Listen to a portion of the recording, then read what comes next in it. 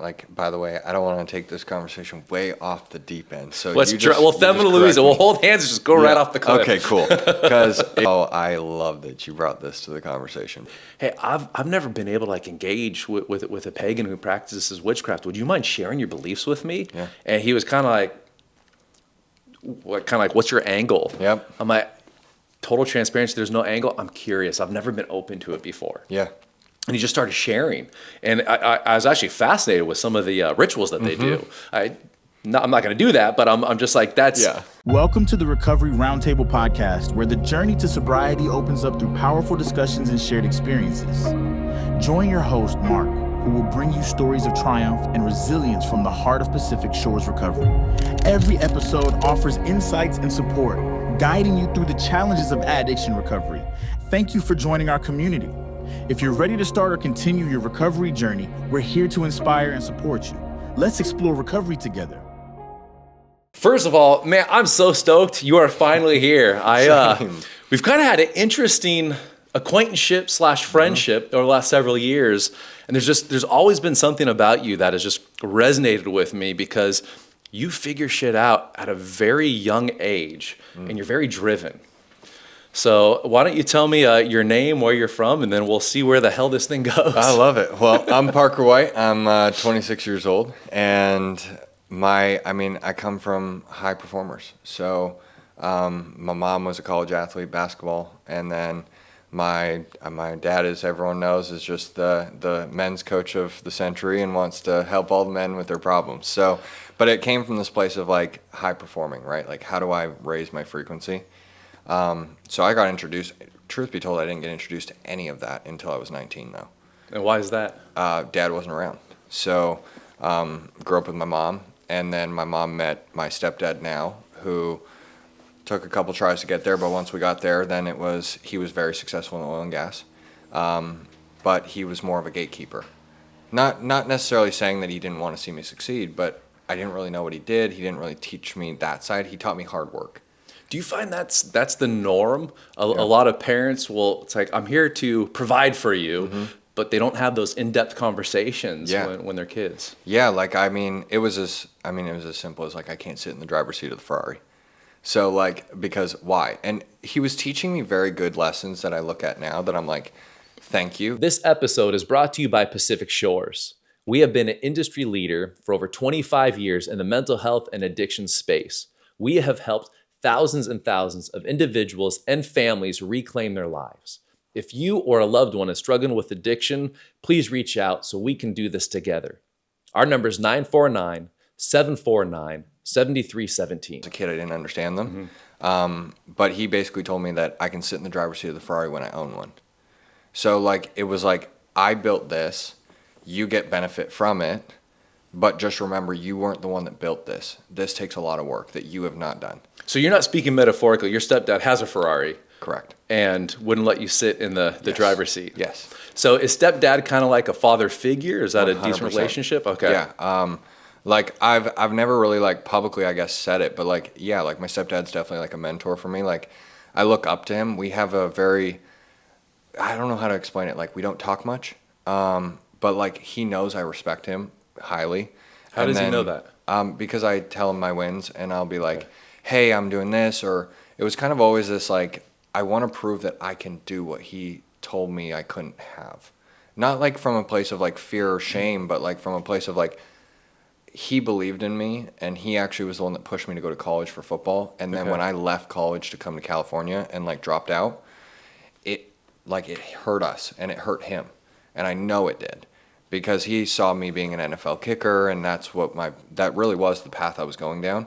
And then I kind of just dropped out, was like, I'm out. And so ever since then, it was kind of this like, hey, like, I did that for a reason, and like, I'm here to prove that like, I'm actually going to do what I said I was going to do, which is like, I'm not just leaving college to be a dropout. I'm leaving college because I'm going to build a bigger life than what I could have done if I went down this road. So I'm hearing maybe it was a thing of validation. Yeah. Which is super normal, especially for men. So from what you're explaining, it sounds like there's kind of two lives or two seasons. You said before 19, and where'd you grow up? Calgary, Alberta, Canada. Okay, Canada. Right by the I love Rockies. Canada. Yeah. So you had one life in Canada, and you said at 19 you moved to California. Yeah. Basically, how that happened was I was in college, just like every other kid. I was in the football team. I had gotten the starting kicking position because I played soccer my whole life. So it wasn't my main sport, but I saw a way out of the small town. So I took it. And so I got starting kicking position. And then all the athletes, they party harder than the students. So I'm like, oh, I'm around coke, shrooms, everything. And I'm like, oh, gosh, like, I mean, like, I like to indulge in weed here and there, but, like, if I keep going down this road, I already know where this leads. Now, was the home life pretty protective of drinking and drugs? And Very, okay. very. We had a couple different fridges. Like, by all means, I come from wealth in some ways, not always, but once my mom met that guy, then we kind of started getting introduced to more wealth, right? And that's when it kind of built out from there. So yeah, we had multiple fridges with like beer and stuff, but my mom was like the most OCD woman you've ever met. She counted the beers.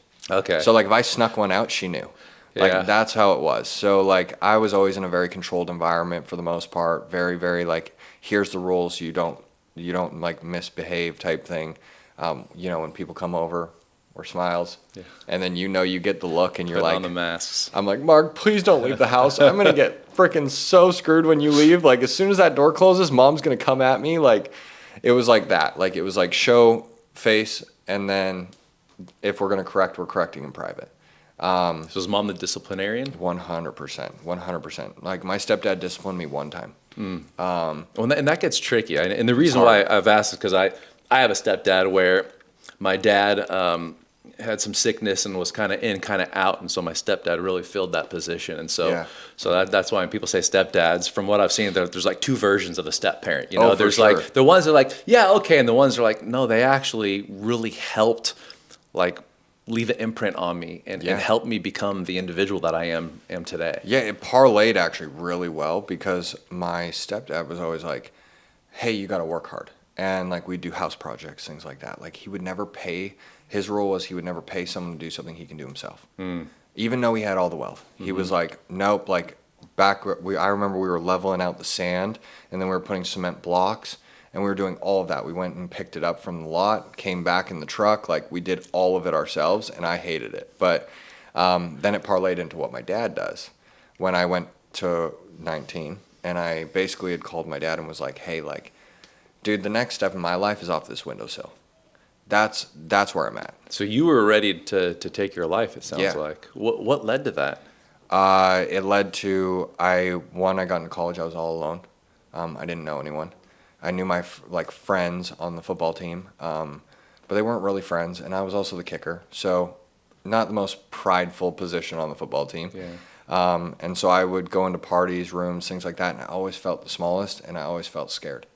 I was also 130 pounds. So I was 130 pounds at 6'2". I could just boot a ball 60 yards. So I was just really scared. And then I started smoking weed and drinking. And then truth be told, actually, I ended up smoking weed and staying up all night. I didn't see sun for 3 days. So I would just sleep during the day, right? And then wake up, the sun's already set. And then I'd smoke a bowl and then play video games with my friends back home to feel safe, and then I would stay in my dorm. So that was kind of like a 72-hour thing. And then after I did that for 72 hours, I was like, this sucks. Like, I hate my life. I hate who I am. I hate everything about this. Like, I don't know how to get out. And that's when the panic sets in. Like, oh no, like, I either go this way or I guess I don't. Like, I don't know. Like, I either fulfill on what my mom wants, my stepdad wants, what my coaches want. But in reality, I feel dead inside, and I feel like the more I go down this path, the more I feel dead. So do you feel like you were living your life for so many other people? 1,000%. 1,000%. I wasn't even allowed to, I mean, my mom might negate this, but I wasn't really allowed to pick my courses either in college. Like, my mom was very like, hey, like, you need to have, like, I don't know, I had, like, let's get a business degree. She's like, no, that's stupid. No one uses that. Like, okay, I'll do psychology. Like, and really, I come to find now, I went into psychology telling myself I wanted to figure out my little brother who had epilepsy and other things like that growing up. So like, I was like, why does he have these? Like, da da da. Reality, I was trying to figure myself out. Yeah. That's and how it always starts, right? Yeah. We want to help other people, and all roads lead to, actually, I need the help. I'm trying to figure this out. Yeah, and I just hadn't realized that yet. So then the funniest thing out of this whole story, by the way, is that I found my dad. Yes, I had texted him here and there, like maybe once or twice in that 17 to 19 type thing. But I was still kind of like, fuck you, Dad, for leaving still. So from basically like 0 to 17, there was really no interaction. I think I saw him twice in my childhood. Okay. And I had flown down. Like he had flown out to get me and then flown down to wherever we were. I think it was Utah. And then he'd fly back with me and then fly back so that I'd never fly alone. And then, yeah, that was kind of the only time I really saw him. But then when I was in that dorm and I was sitting there and I was like, holy shit, like I really do believe that like this is my only option. I found my dad on YouTube. So I found my dad I found my dad on YouTube like a client finds Warrior. I found my dad. Like I was on YouTube and I don't even know how, to be totally honest, I was really high. So like I don't really know how I found him, but like basically he popped up and one of his videos popped up and I was like, oh, fuck this dude, but let's just look at what this is. So I look at it and I start listening to him. And I start listening to him talk about these pains and these feelings and these like emotions that I was feeling at the time. And I was like, whoa, maybe he gets it. Like that was kind of the epiphany of like, my mom sure don't get it. My stepdad sure don't get it. But like, shit, this dude, I think he gets it.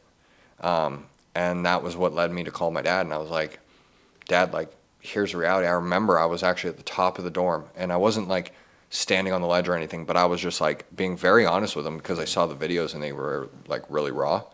And I was just like, Dad, like, I know we don't really know each other that well, but like, you kind of seem like a safe place for me to talk about this. And I would freak Mom out if I told her about this. And I had to do a lot of that growing up, like shelter my mom from what I was really feeling because, you know, you tell her and then a lot of kids do. Yeah, she gets more, she makes it worse because she stresses more than I do. And so I told him, I was like, hey man, like, I don't know what to do. Here's what I'm dealing with. Here's what I'm thinking. And I can't do this anymore. And he just said, I can fly you out to California. And you can work for me. But it'll be on a performance base. So like we kind of became more of like business partners before dad and son, in the sense of I came out and he basically told me I was going to work for his company, but I had like a week to enjoy California. I was from Canada. Sounds kind of transactional. Very. But we didn't know any better. We didn't know anything about that. So it was just like, oh, my son's going to come actually be by me. And I'm like sitting there going, well, I mean, fuck it. My dad's got to teach me something. So let's go. And it was very transactional at first. It was, hey, you either perform or I'm sending you back to Canada. That's just what it is. I can't, like, as far as Danielle, my stepmom, knows, they got a house full of girls. Like, I'm talking about suicide and other things like that and drugs and all this stuff. Like, that's not really the environment you want to put a son into with a house full of women. So, like, he's like, look, there's going to be strict rules. There's going to be strict things. Like, and you're going to work for me. And that's kind of how we started our relationship. Looking back, do you think that was the ideal way, or were there some things that you'd change? I've come to the place now where I'm grateful. So I don't really look at it like, is there things I could change? I kind of accept that, like, God divinely, like, shaped my life the way it was so that I can do what I do now.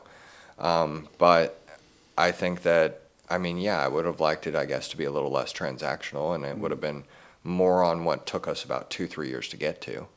But So I how were you able to get there? Because that's a lot of people watching are in different walks of their recovery journey. Some are saying, I don't have a problem. Some are saying, I've hit rock bottom, and everything in between. And so one of the things we want to give, is hope and showing what happens, but also learning from doing things through trial and error. Because I forget who said it. It's a brilliant quote. It's like, smart people learn from their mistakes. Wise people learn from others. Yes. And so it sounds like a 2 to 3 year journey, but what was that transformation that took place where it sounds like it went from business partners to a true father and son like companionship? Well, I will say I have a very different story than pretty much anyone else because my dad was talking on stages at that point, right? So it was like, hey, I'm gonna come tell my story, and my dad's whole thing was like, I want you to talk about what, like, just be real. That's all he told me, like, just be real and honest about what you're at and how you feel about me, etc. Because he was also trying to show like the transition he was making as a dad. Yeah. And I remember there was tons of times I got on stage and I was like, I fucking hate this dude. Like, I hate him. I hate him. I think he's so egotistical. He left my mom. He left me. He didn't care. All these other things. And so I just started gutting, like, but being honest.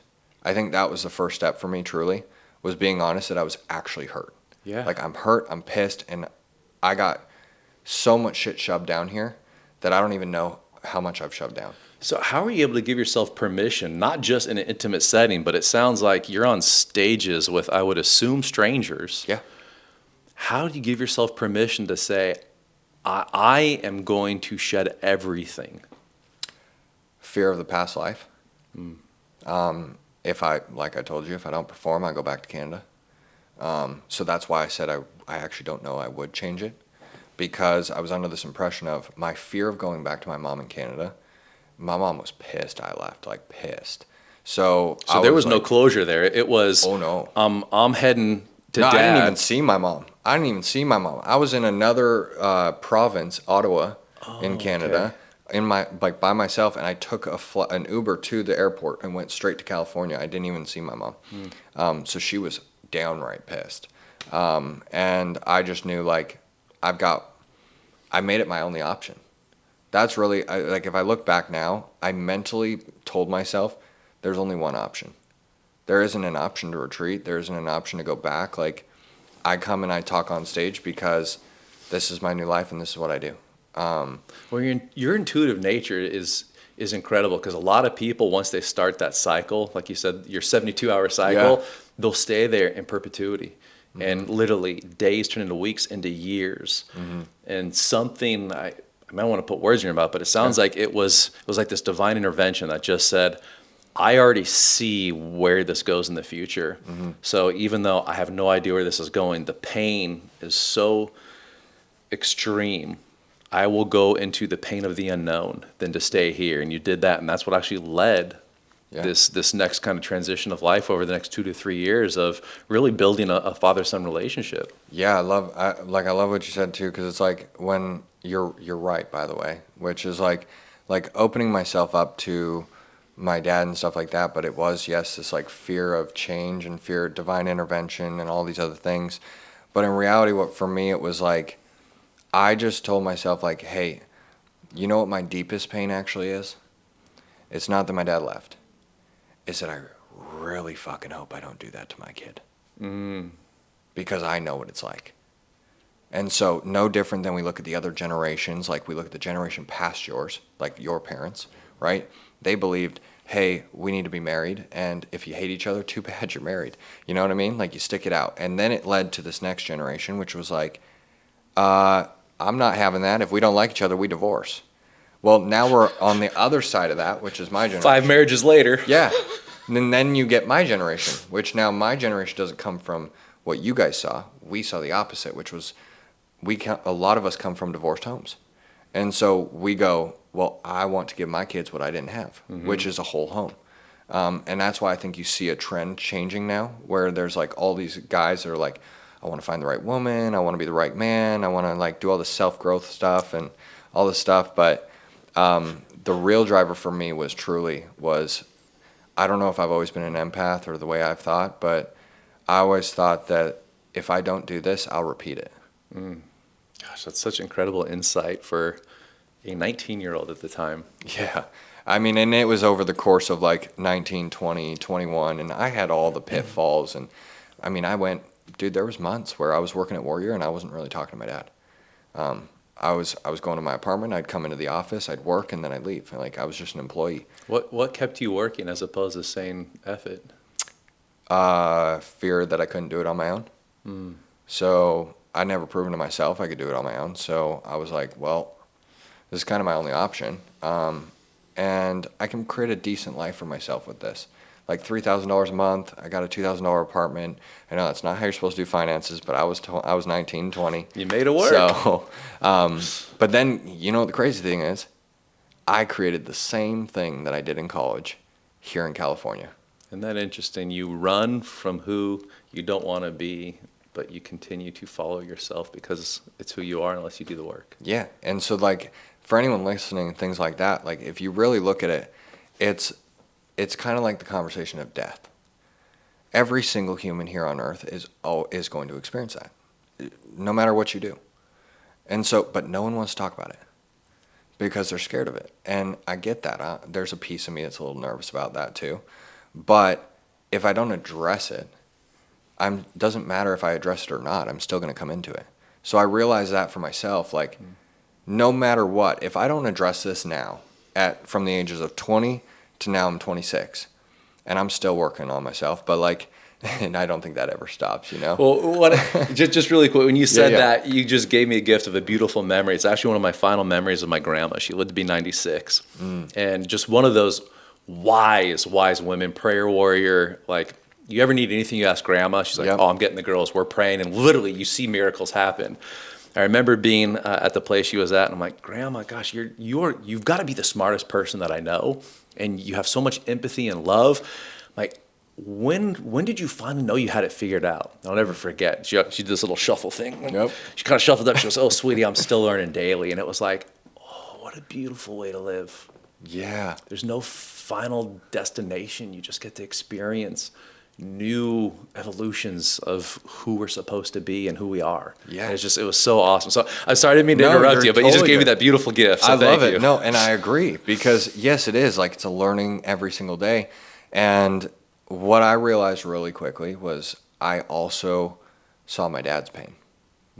I saw what it was like to be a dad who left his son and didn't see him, and the guilt and the shame and the blame and living with that for who knows how long, to be honest. I mean, I guess as long as I've been alive, so like 25 years or whatever. But like, I saw the pain in him, and I was like, huh. So if I don't deal with this now, it's only a matter of time until I become the same thing. So therefore, what's worse? Dealing with the trauma, the heartache, the rage, the anger, all that I feel now, or what happens the day I do that to my son? I'm going to do this because this is less painful. And so my mission is always, because I always wanted to be the dad I didn't have. So we all do. Yeah, right. It's like, I want to be able to be different. But that was the big epiphany for me, was like, same thing with the conversation of death. Like, if you don't deal with it now, I learned from 19 years old, if you don't deal with it now, it'll come up later, and it'll come up way worse. Yeah. It's kind of like when you have to pee.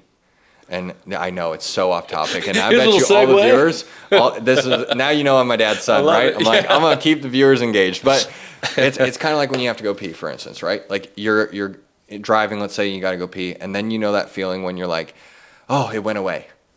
And you're like, yes, okay, we're good. Like I can drive another 20 minutes. I'm good for hours. Yep.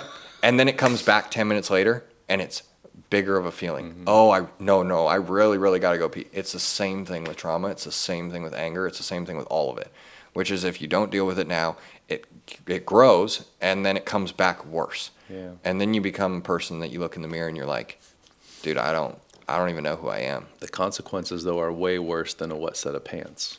Exactly. So that's how I've looked at it my whole life. And I mean, I've just been on the streamline of two. I also took a very big responsibility for myself because of all of that, speaking on stages and stuff. I kind of felt like I was an example. So I also felt the weight and the pressure of like, well, I have to get it figured out. Yeah, I was gonna say that's a lot of pressure for a kid. Yeah. In his early 20s to carry and feel like I gotta figure this out. So how did you navigate that? I mean, Or how are you navigating that? I'm like, I'm still in it. Yeah, no, I started dealing with it more so like first it was outrages, right? So I would like outburst. I would like lose my mind on my dad, or I'd lose my mind on myself, or I'd end up outbursting on my sister or something, and I'd be like, ooh, that didn't feel good. Yeah. That was kind of first phase. Second phase was like, I was like, okay, like, I feel this, but it goes away. Like, we'll see. So it was kind of like the passive aggressiveness. Isn't that interesting? That it's called a temper tantrum. Yep. And when you're 2, it's the cutest little thing. When you're 20, it's not so cute. Nope. So you learned that doesn't work, so went to passive aggressive. Yep. Then that don't work. And then, you know what I really came to is that everyone's battling a war. So I don't really need to invite war to my doorstep. That's kind of where I find me and my dad are also very different.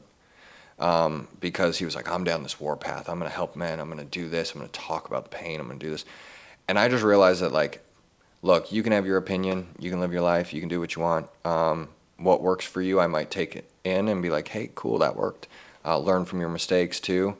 But in reality, at the end of the day, I'm going to bed with my own thoughts. I'm going to bed with myself. So no matter what I see someone else do, or I see this thing, like, I don't really want to invite more chaos into my life, because it's already chaotic as is. Life is crazy. Like, Yeah, it is. you know? It's a beautiful, messed up game. Exactly. So that's where I just realized, like, there's only one war to be had.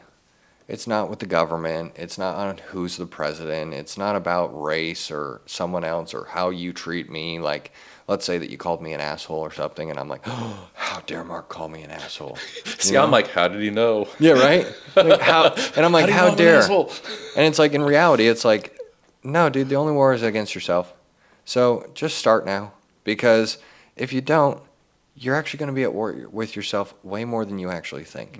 Because when I didn't deal with it, I was at more war with myself than I am now. Yeah. Because you start accepting things, and you start appreciating things about yourself, and you start getting to a place of realizing that, yeah, I mean, excuse my language, but yeah, I'm a fucked up dude, and I'm divinely created by God. So I didn't always have a dad, but I always had a father. And I think most people are so construed on what my earthly parent did. Oh, well, they didn't show up. My dad left me. Everything like that. Well, that's where it gets dangerous, because then we do the projection. So I was fortunate enough, I think it was 2016, I got to do some work with John Townsend and Henry Cloud. They're both brilliant in communication and boundaries. And he said one thing that I remembered, and it's this kind of idea of just these evolutions and having a part die off like a season. Yeah. And he goes, it's interesting because everybody wants the resurrection, but nobody wants the crucifixion. And that one hit so hard. I'm like, that's right. In order, there's this balance between, there is a war that's always waiting with ourselves, but how do I actually love that version, that fighter within me, and actually give it the safety and for it to be seen and heard and held and understood, while still allowing parts of myself to die off. And then it's just this continual process. Yeah, and I don't want to, like, by the way, I don't want to take this conversation way off the deep end. So Let's well, Thelma and Louisa, we'll hold hands and just go right off the cliff. Okay, cool. Because exactly what you're saying. Like, I always say that God gives me the vision and my ego pulls it off. Ooh, I like that. So most people want to look at the ego as a bad thing. Oh, it's my ego. Da da da. No, your ego was why you got in the gym and you actually lifted the weights. You were like, I can lift this, and it's that over level of confidence. But the vision was given to me by God, and that's where I think most people screwed up, because they think, oh, like, my ego wants this. I want the flashy car. I want this. That's not what God said you want. That's not what He gave you for the vision. The vision for me was more so, I was all round a good example as a man that I felt proud of. That requires my ego to show up in the gym when I don't want to, eat the foods I don't want to, do the Bible readings when I really don't feel like doing them, and show up in a manner where I also am ego enough to be confident to step into a room, but I'm humble enough to know that I'm there to learn and teach.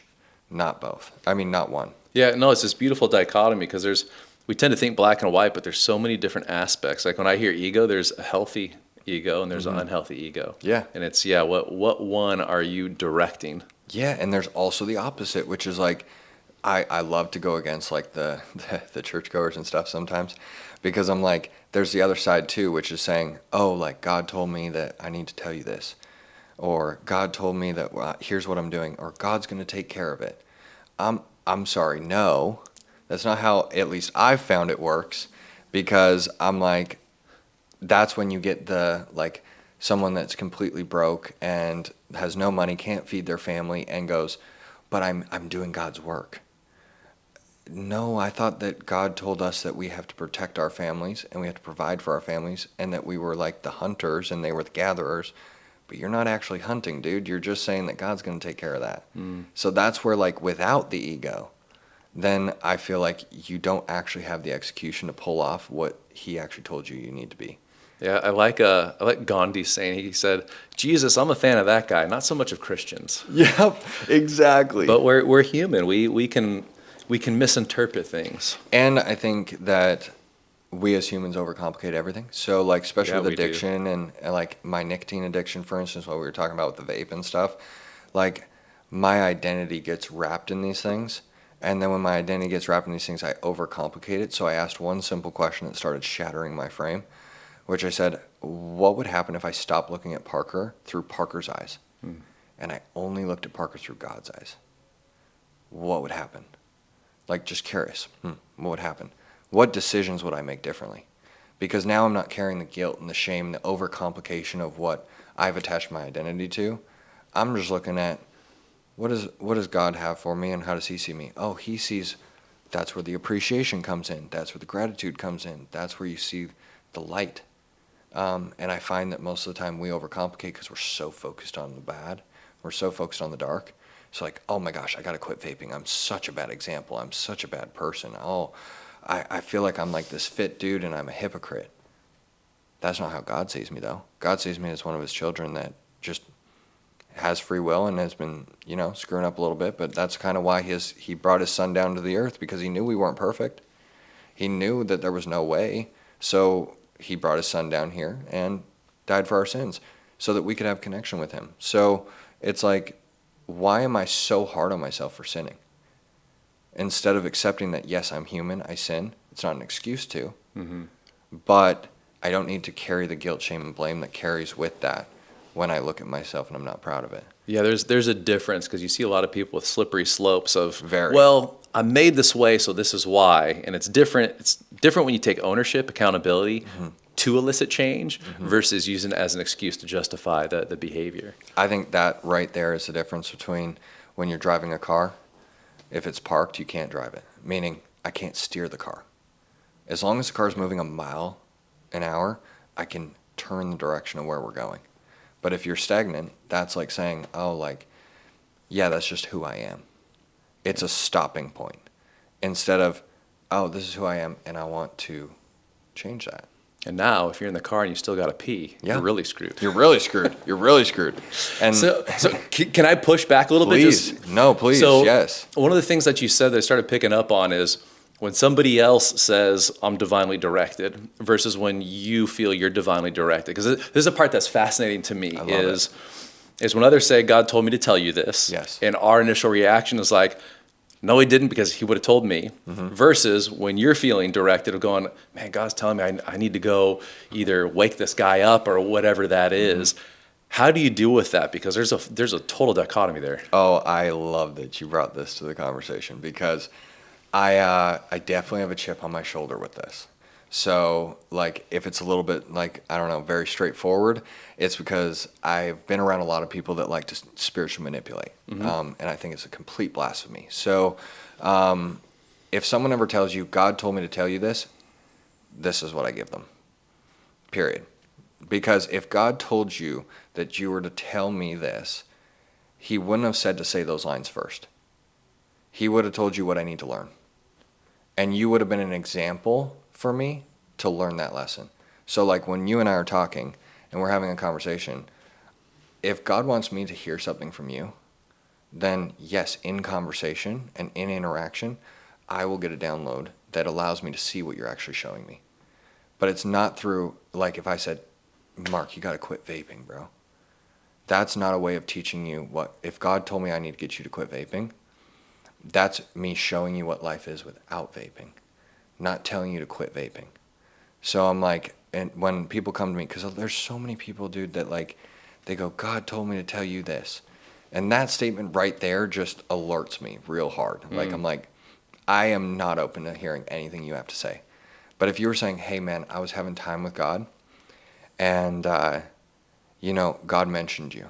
I don't know if you're struggling with this or anything like that. Like, you come from a curious place, because I think that most people go, God told me to tell you this, but it comes with a level of judgment and criticism. And if that's the case, I'm sorry, like, from what I understand, please push back if I'm wrong. Like, God's not sitting there going, spite you for this, spite you for that. And most people use it in a spiteful manner. Like, God told me you should stop whatever bad thing you're happening, or God told me you should go this direction. And I just don't believe that, like, I don't know, I don't think a human can really say that on God's behalf. I think that God enlightens them to show what that actually looks like, and therefore people learn through you, not because of what you said. Do you feel that there's growth if you're able to filter some of the language? Do you know what I mean by that? Yeah. Okay. Because what I mean by that is it's always hard to hear when it's coming from either a condescending place or condemnation. Yeah. However, what I've learned, doesn't mean it's right or wrong, but what I've learned is if there's some form of defensiveness, there's a mirror coming up with something that maybe I haven't worked through yet, and what would I have to filter out? So it's just like, I love the Google Translate. Like, the new in-ear things where you can go ahead, someone can speak Chinese to you and you hear English. Yep. And so using that analogy, I'm like, what would it take where I can do that with people shaming, blaming, guilting, to actually hear? There's got to be a nugget of wisdom, and I'll share this. It's another grandma story. Yeah, I love it.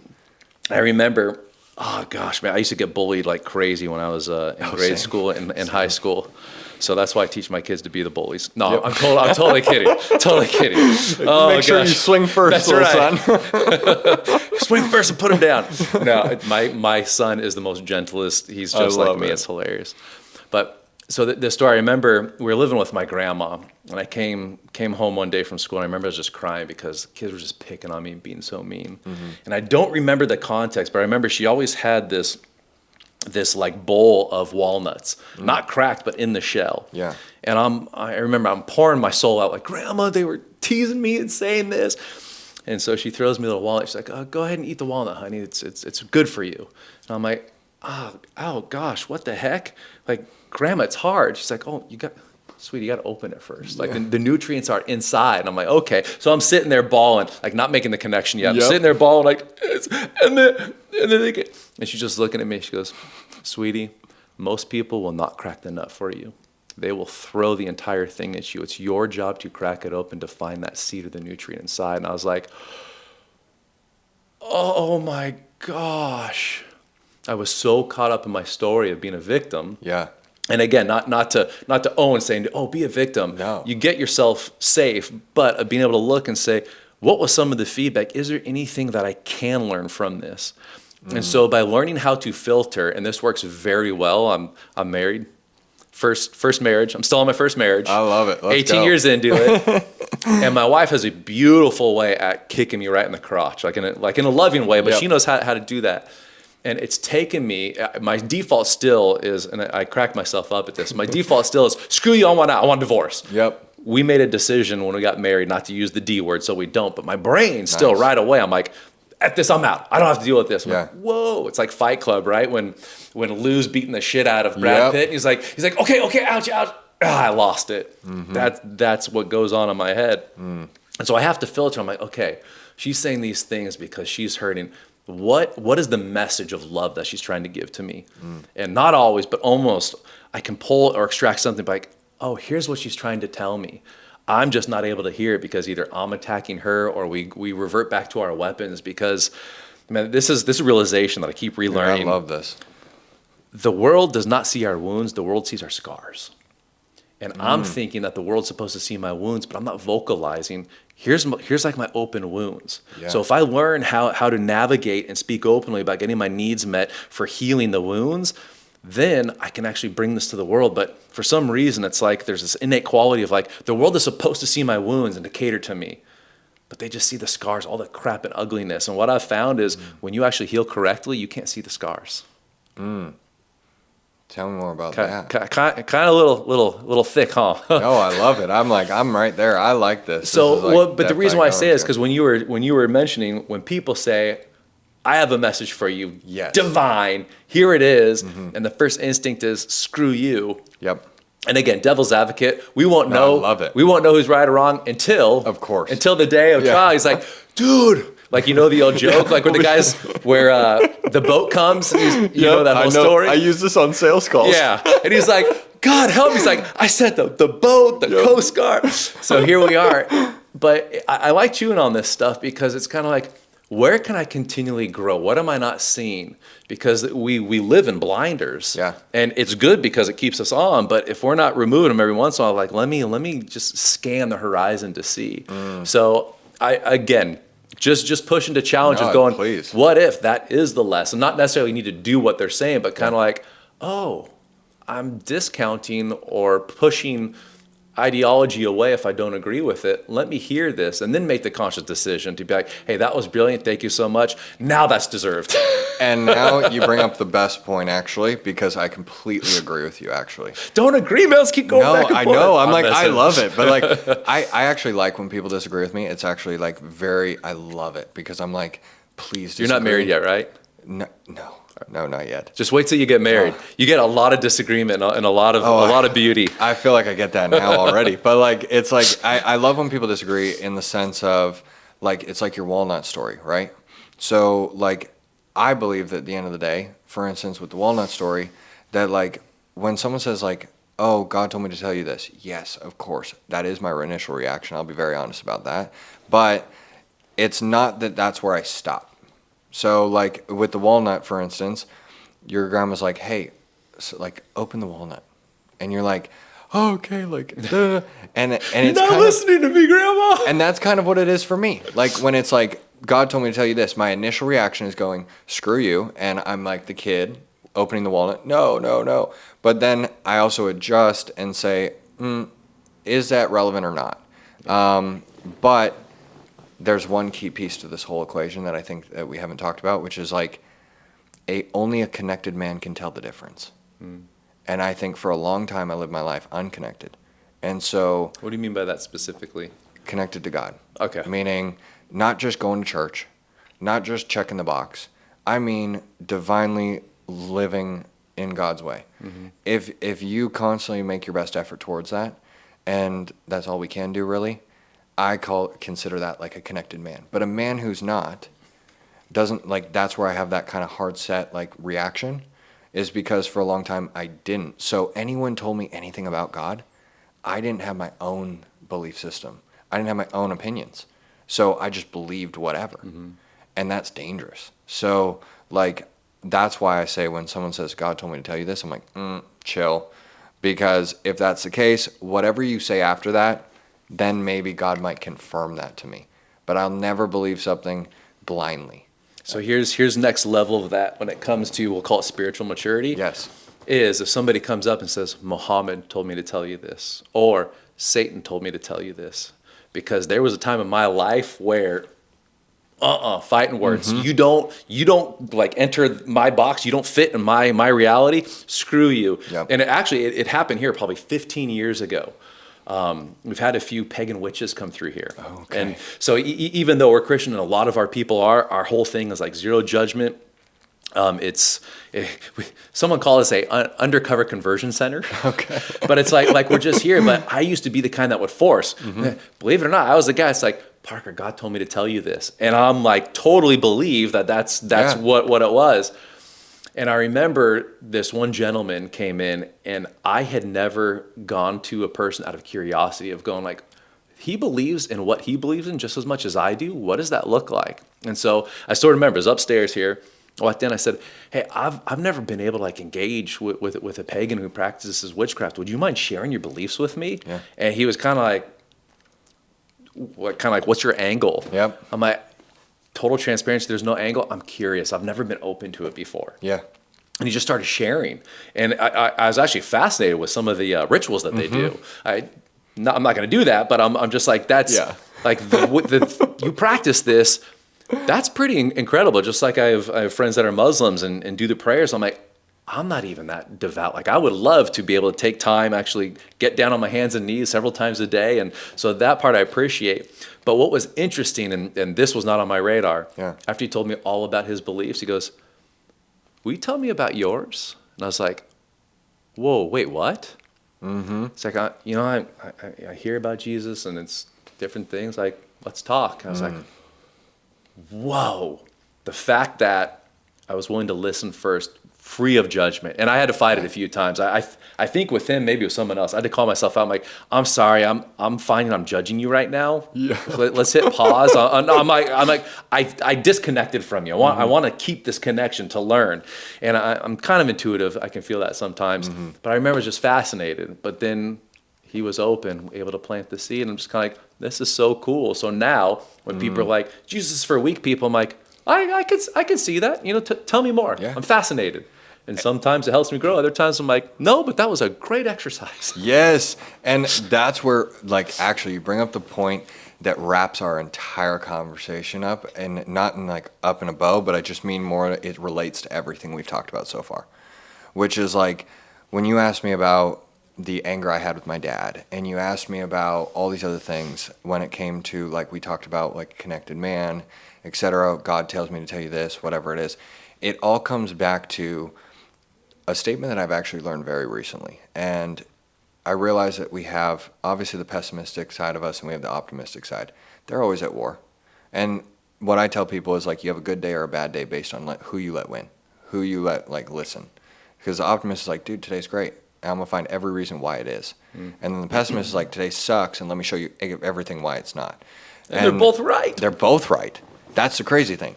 And so when we look at, like, how did I get over my anger with my dad, or how do I form these opinions, or anything like this, is exactly what you were just saying that you did with that pagan or whatever. Was you were curious. So we have an inner critic that's constantly criticizing us all the time. Oh my gosh, I shouldn't feel mad. My dad's trying. My dad's trying his hardest. He's doing everything he can to this point now that he can. He can't change the past. So I feel shame and blame from the critic that's like, dude, I shouldn't feel this. I shouldn't feel the anger. I got curious why. Why do I feel this way? Why? So much so that I ended up going and sitting in I grew up Mormon, by the way. I left the church when I was like 14. Got these tattoos, everything like that. It was like, I'm never allowed in Mormon church again.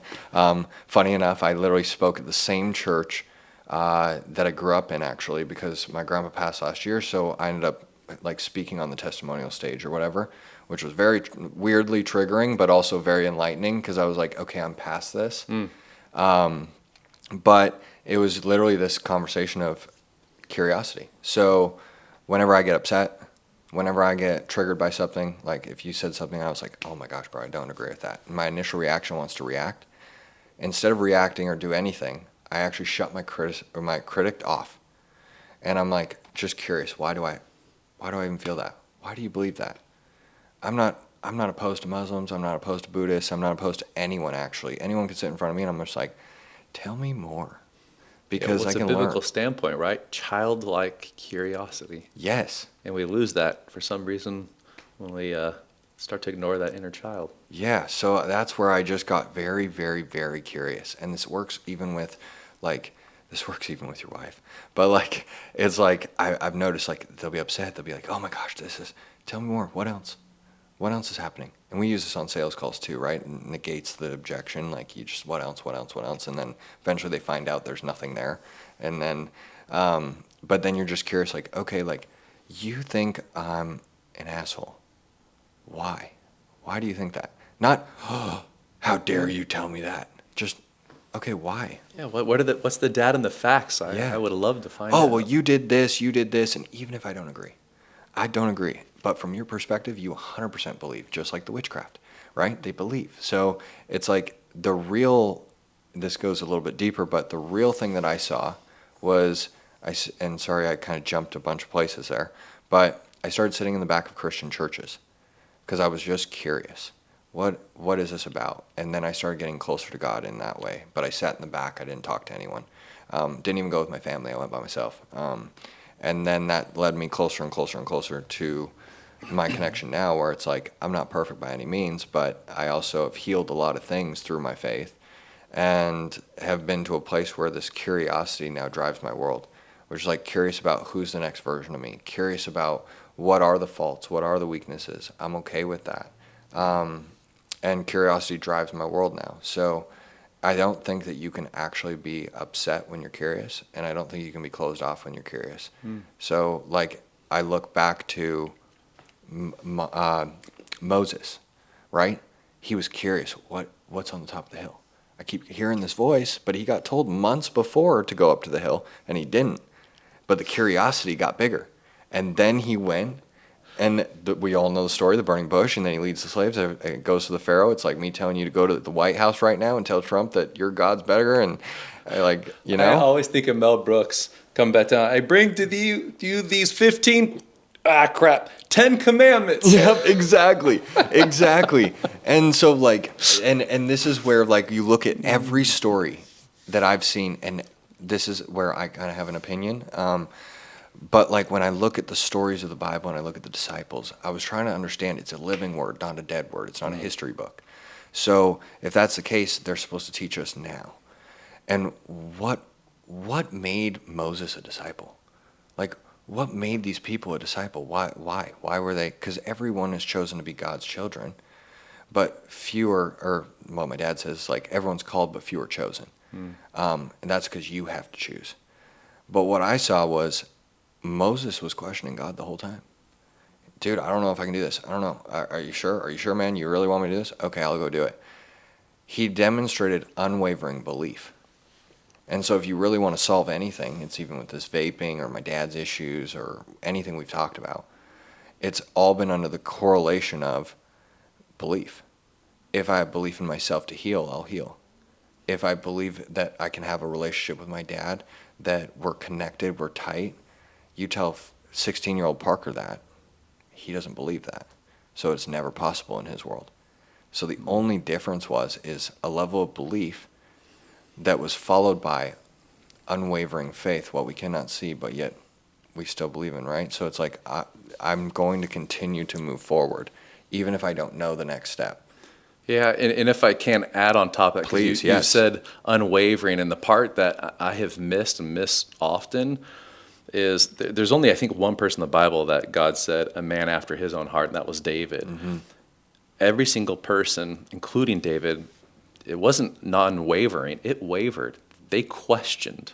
I mean, he talks about wrestling, like physically with God. Yes. And so when I hear the unwavering, the part that gets me, there's a part of psyche, I'm like, well, then I must not be able to do it because I question all the time, versus the permission to say, God can handle your questions and can handle you saying, God, I think you made a mistake. It's not me. And he will continue. It's that never ceasing communion with your creator that continues to expand that evolution of spiritual maturity. Completely agree. And I completely agree. And the reason I said unwavering faith was because I actually didn't finish it. And it's not your fault. I actually forgot. You keep interrupting me. No. You are an asshole. No, you're not. No. But like, I realized I just didn't finish the piece of the puzzle. So there was only one. There was only one that had one unwavering faith, and we all look to him as the example. Mm-hmm. He was 100% God and 100% human, because that was the only way to demonstrate unwavering faith. And that's why we still talk about him, and he did what he did, because he was the only one, and that's why they talk about how, like, oh, Jesus was the example, and all of us men are trying to become more like Jesus. Well, he was God's son that showed us the path of what unwavering faith can do. And so I actually believe, like, truly, like, you know those stories, like, when they're, like, on the hospital bed and you're like, I don't know if they're going to make it, all the doctors pray and some miracle happens. I genuinely think that happens. Yeah. But it's because it was a collective. And Jesus was the first one to have unwavering faith, never wavered once, and because of that was able to actually do that. Yeah, you're talking about Jesus and unwavering faith. It took me back to when you're saying you were moving into the family with all these girl siblings. How hard do you think it was? Totally off topic. No, I can laugh. John, why can't you be more like your brother Jesus? Get your shit together. Literally. That would be so hard. Like, oh my gosh, my brother, I can't win. Yeah. So like that's and that kind of wraps like everything in kind of a bow, though, because like I realized that, like, when I told you that I quit vaping, like Do I still have the temptation? Of course I do. Do I want to do it when I see someone hitting it? Yeah. Have I taken a hit off someone's vape? Yes, I have. But I've been off of it for not that long, like 2-3 months. I was thinking, because I smoked, but I did not inhale. Right? I took a hit, but no. Exactly that. But I realized that, like, okay, like, as long as I believe, I can waver in faith because I'm human. But as long as I believe and I keep that consistent, the faith will continue to get stronger. Yeah, it's always coming back to that center. We get knocked off so often, and I know for me, a lot of the times my story becomes like, oh, I'm too far off, but it's like, no, look at this. I can recenter, and it can be multiple times a day. Yeah. So you did mention that you quit vaping, and I'm curious with all that you know and all that you do, because you work with a lot of high-powered individuals, 2-3 times your age. Yeah. What led to that decision? And let's kind of get into what you do for a living and how you're able to find the power and the peace, if that makes sense, to be able to speak with authority to help people. I love it. I'm like, so sorry, where are we starting? Let's start with the vape. That's okay. Cool. That's the easy part. We'll start with the vape. So the vape was just a thing I felt shameful of for a very long time. I loved it. Don't get me wrong. I still think about it. But like, so shame actually brought it to the forefront of stating this is something that I want to change. Yeah. Whenever your critic comes out, it's a warning signal, something that you should be curious about, not criticize. And therefore, like, when I look at the vaping, I was always feeling shame and blame, and then I would hit it, and I like, I probably shouldn't be doing this. And that kind of brought it to my forefront. Then I got curious. And I was like, what I really needed was something to calm me down. I didn't need the vape. I needed an ability to calm myself. So it was a form of sedation for you. 1,000% it was. And so I just used it as like a baby uses a pacifier.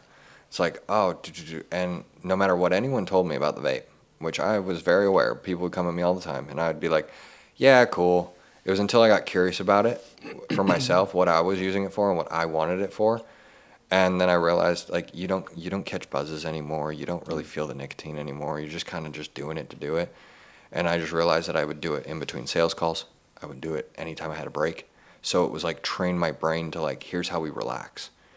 And so just find a new mechanism to relax. Cue, routine, reward, do Higgs work. Yeah. Exactly. So that's kind of what led to me to be like, okay, cool, I'm going to put this down. I tried multiple times to quit. Never went this far. So that's great. But then I also just accepted that I'm not perfect. So like I have the Zins or whatever.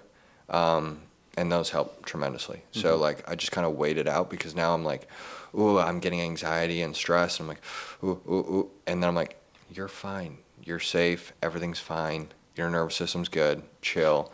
It's and like we'll Pulp Fiction. Be cool, honey bunny. Literally. Literally. Be cool, honey buddy. And so then I'd be like, okay, cool. And then I'll pop like 1 or 2 or realistically like 3 a day right now. But then I can wean down and I see a path to getting off. So aside from the habits, are you aware of what you're looking to feel or experience when you're doing that? For yes and no. I'm not fully. But for me, I want to feel the high. Like being a sales guy, like you kind of chase the high everywhere. So like, it's like, if I'm not getting a credit card or I'm the not dopamine hits. Yeah, the dopamine's amazing. So I'm just like, okay, cool. Then I started working out. I started doing yoga classes, started doing other things where I was like, ooh, I actually feel way more dopamine doing this. So why don't I just replace this with something that has more dopamine? And so I put the vape down and I started working out, doing yoga, doing all that stuff. And like, I don't know. I just kind of just stopped thinking about it. It was just like, first 3 days are shit. Yeah. And then after that, it was like, okay, I think about it like once every couple days or 2 days. Now I'm at the point where like I really only think about it when I see it. And at that point, as if you're not my friend, like if we're like really close and you like pull out a vape and be like, bro, just let me hit it once. But like if it's a stranger or something like that, or just like someone that we're talking to, no, I'm like, no, I'm good. Like I don't really want it because I don't really want to ask, and then I don't have enough desire to like chase it. Whereas before I'd be like, I need that. Like, dude, let me bake that into conversation. Oh, you vape, bro? What flavor do you have? You mind if I try it? Like, Do you? This question popped up a few times, so I don't want to ignore it. Yeah. Do you meditate at all? Yes. Not consistently at the moment, but that actually has been coming back for me now. Meditation is massive. And the reason why I ask is I thought I sucked at meditation because Yeah. I tried all these different ones. Then I met this lady named Louise, who actually was an apprentice from Maharishi. It's called Transcendental Meditation, and went and did like a 3 or 4 day course with her. It was like 4 years ago. It totally changed my life. Really? It helps reset the pathways, the dopamine hits, the impulsivity. It's not like a cure-all. Don't be like, Yeah. but it was just, it really helped. It's basically mantra-based, and there's a few other cool. things, Yeah. but it's just really interesting the way that it starts slowing things down. It literally feels like the Matrix of like, you're like, I can slow time down. This is kind of cool. Yeah. So again, don't know, felt the tap, so I just thought I'd share it. I love it because I ran meditation mastery events for 2 years. So Isn't it? So you just hit on something which I want to be respectful of your time. We won't Yeah, go no, too you're too totally deep, good. but isn't it intriguing how we get so good at something we can teach it, yet we don't even practice it? yep, 100%. It's like, oh, I teach this. I don't need that, and that's where I'm like, damn it, I probably need this more than anyone else here. Yep. All right, let me recenter. Literally, I ran meditation masteries. They were 2-day events where I teach people how to meditate for 2 years for my dad. And truth be told, that was like when I was like 21 to 23. And then, yeah, now I use it and I like it and it's great. But I'm more past that now. Like, I'm like, okay, I can meditate. That's great. Now I want to feel that feeling when you're in meditation where you like pull. Mm-hmm. And that is addicting.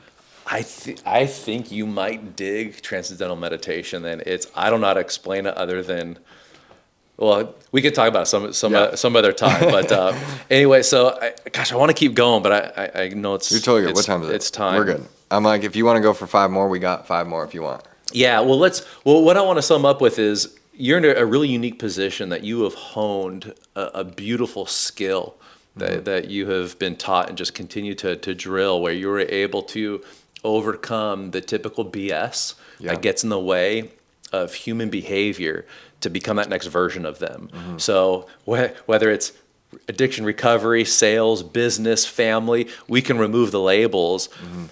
What are some of the most powerful either lessons or things that you've learned that has helped you get to this level to overcome that story that we all have of, I can't do it, it's not me, I'm a failure, I'm not worthy, I'm not good enough? Yeah. I don't think you get over it. So Mic drop done. yeah, I was like, I don't think you. We're all screwed. I don't think you get over it. I think it's actually the fall of mankind, and that's just what it is. Like, that's just the thing that you're always going to feel because we're always striving for more. We're always striving for nothing's enough. We always want more. But yes, there's some people that are like, I love what I have, everything like that. But really, what it was like, I just don't have judgment. Like how God judges the intention of your heart, not your actions. So like, if I look at that, I'm like, do I have good intention?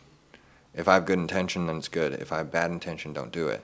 Well, on the other side of that is the saying of the road to hell is paved with good intentions. That's funny because I'm like, it's good intentions, but what I find is bad actions that are quote unquote good intentions. Mm-hmm. So like, and for me though, like, I don't know, man. Like I did a transformational kind of like off the books. No one knows about it. It's not on Google. So can't say the name of it, but basically it's a 3-day retreat. You go through a real intense process. And that's where I met God for me personally. But it was, dude, there's no judgment. Yeah. Like I thought, I'm going to have to deal with these deep, dark wounds or whatever it was. And realizing that there was no judgment whatsoever, that judgment actually doesn't even exist outside of this. Like, so like, it's more of, yeah, I know, I get it. The whole judgment day, I hear you. But like, well, it's just simply accountability. But I love where you're going with the no judgment, because what does it take to love the unlovable part of me? That's it. Literally. And that actually is the definition of love in my terms. I love despite and I like because. So I like you because you're awesome. I love you despite your faults. Like, and so like when I look at how I actually got over a lot of the things that I did, looking back on it, I fell in love with myself. And that was awesome. Because I just stopped judging. Yeah, you have this thought. No different than, I don't know what your audience is. Like if it is the Christians, I know the guys will understand this, but they probably won't like hearing it. But like, it's like When a hot girl walks by, every dude looks. That is your initial reaction. It's just normal. It's just what happens. Why judge yourself for that? It's the second and third thoughts. Those are the problem. It's not your initial, oh my goodness, she's hot. Okay, cool, move on. Yeah. But it's the fascination afterwards. That's the problem. So I just stopped judging myself for the fact that I'm human, and I was like, I have faults. I'm working on things, and I'm not perfect. So when I do screw up, because I tend to do that a lot, but when I do screw up, I'm just like, okay, bro, let's not do that one again. I'm not going to go into the big, oh, this is end of the earth and you're a terrible human now. It doesn't make who I am. It's just what I did. Yeah, gosh, that's so beautifully put. So I'll wrap up with this question. This version of you goes back at hour 72 of that version, 19 years old, ready to say, I want to walk off the ledge. What would you tell that version of you today? I would say take 5 deep breaths. I can tell that you've got a lot of dark thoughts. I know you got a lot of dark things going on. Right now, I just need you out of your head, though. I can't do anything until it's no different than a car that's not moving. You're stagnant in your thoughts. So take 5 deep breaths because I know that will reset your system. Once you have that, then I would say stop judging. First thing I would do, stop judging. Like, yeah, cool. I've had conversations with dudes, and like people are like, dude, you talk so differently. It's because I've seen a lot of dark shit. So like, I've had guys straight up tell me like, yeah, I want to kill myself. I'm like, do it. And then you watch their reaction, and they're like, how could you say that? And I'm like, bro, because you don't want to. You're just saying that. It's a thought. It's okay to have. Everyone here has thought about it. It's totally normal. You're not abnormal. You are a completely normal human being with problems, and everyone has them, and very few show them.